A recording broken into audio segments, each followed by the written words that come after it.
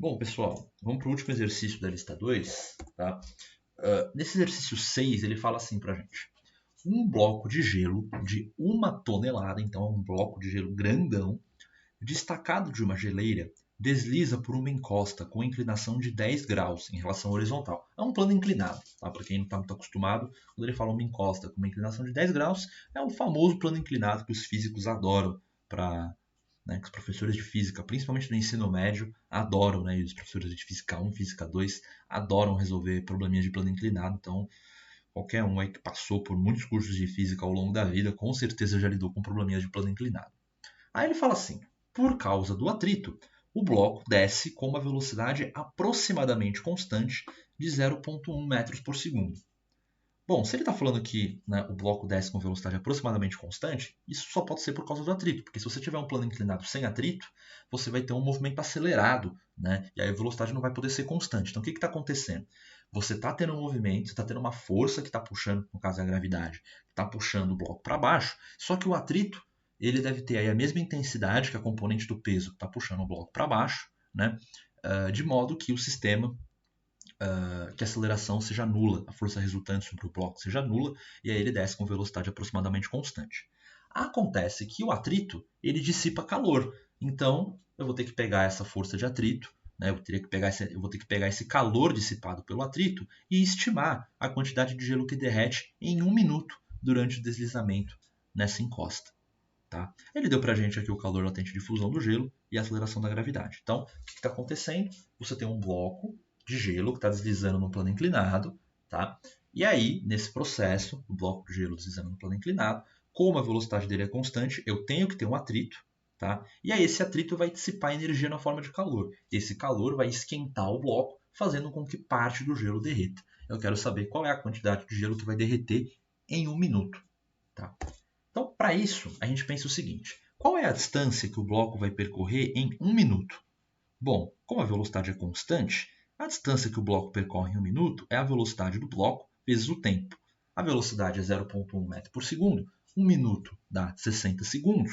Faço essa continha, eu vejo que então nesse 1 minuto o bloco de gelo vai ter percorrido uma distância de 6 metros. Bom, aí olha o que eu vou fazer. Ele percorreu aqui uma distância de 6 metros, que é essa distância D, aqui é a hipotenusa do meu plano inclinado. Esse ângulo aqui é um ângulo θ de 10 graus, tá? E eu quero saber qual é a altura que o bloco caiu quando ele, nesse 1 minuto, né? Quando ele percorreu esses 6 metros aqui. Aí é só você ver que o seno de θ, que é esse ângulo aqui, é h dividido por d. Logo, o h é d seno θ. Então, d é 6, θ é 10, a gente faz a continha, pega lá o seno de 10 na calculadora e encontra que o h, a altura que o bloco de gelo caiu nesse 1 minuto, foi de 1,04 metros. Por que essa altura é relevante? Porque para eu calcular a quantidade de calor que o bloco de gelo recebeu, eu tenho que calcular o trabalho do atrito. Mas eu poderia calcular o trabalho dissipado pelo atrito de várias formas. Uma das formas seria fazer na raça mesmo o trabalho do atrito. Escreve lá, força de atrito vezes deslocamento. Força de atrito igual blá blá blá blá blá. Só que eu não conheço o coeficiente de atrito. Só que aí eu posso dizer que a força de atrito é numericamente igual à componente do peso que está puxando o bloco para baixo. Eu poderia fazer decomposição de força. Isso daria muito trabalho. E aí, olha o que eu vou fazer. Ora, se ele está descendo com velocidade constante, é porque o trabalho que o atrito está dissipando é igual ao trabalho que a gravidade está fazendo para o bloco cair. Então eu vou calcular a energia potencial gravitacional. Então eu vou focar em calcular essa energia potencial gravitacional, que é o trabalho da força gravitacional, basicamente, porque isso vai ter que ser numericamente igual ao trabalho do atrito. E aí eu fujo do cálculo do atrito, porque dá trabalho brincar com a força de atrito nesse caso, né? Focar olhando para o plano inclinado é muito mais fácil eu calcular o trabalho da força gravitacional, né? E como a velocidade é constante, a interpretação que a gente tira é o atrito está dissipando, o trabalho do atrito, né, o trabalho dissipado pelo atrito é igual ao trabalho da força-peso, no caso, a força gravitacional, que está fazendo o bloco cair. Beleza?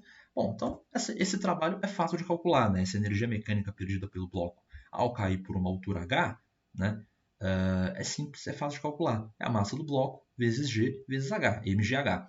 Isso aqui é uma forma de mecânica, tá? Energia potencial gravitacional. Bom, a massa do bloco tem que estar em quilogramas, então 1 tonelada 1.000 kg, vezes G, que é 9,8, vezes o H, que a gente calculou aqui, 1,04. E a gente encontra 10.192 Joule. E aí eu vou converter isso aqui para calorias, né? Porque a gente está brincando com calorimetria. Então eu divido por 4,18 e encontro então que a energia mecânica que o bloco perdeu ao cair essa altura H, né, nesse 1 minuto, foi 2.438 calorias. Bom, aí para eu saber a massa de gelo que derreteu, é só falar que essa energia é igual ao calor que o gelo recebeu, massa do gelo que derreteu, vezes o calor latente, né? Então essa massa de gelo que derreteu vai ser esse 2.438 dividido pelo 79,7, e a gente encontra aqui uma massa de 30,6 gramas de gelo que derreteu aí ao longo desse 1 minuto que o gelo caiu ao longo aí do plano inclinado com a velocidade constante, tá? Então, é isso. Esse foi o problema. Esse aqui foi um problema um pouquinho mais difícil, né? Envolvia outros assuntos de física, então não era uma questão muito fácil, mas eu espero que eu tenha conseguido aí dar uma ideia para vocês do que aconteceu nessa questão. Tá? Então, sobre essa questão especificamente, se vocês quiserem trocar uma ideia um pouquinho maior, vocês sabem como me procurar, tá? Vocês têm o meu contato, porque então, eu acho que essa questão pode trazer um pouquinho mais de dúvida para vocês aí, porque ela foge um pouco, né? Ela envolve assuntos que não são necessariamente do curso, que vocês já tiveram em outras disciplinas, mas que fogem um pouco do curso. Então, se vocês quiserem trocar uma ideia um pouquinho maior sobre ela, eu estou aí disponível para vocês também. Beleza? Então é isso, gente. Até a próxima lista.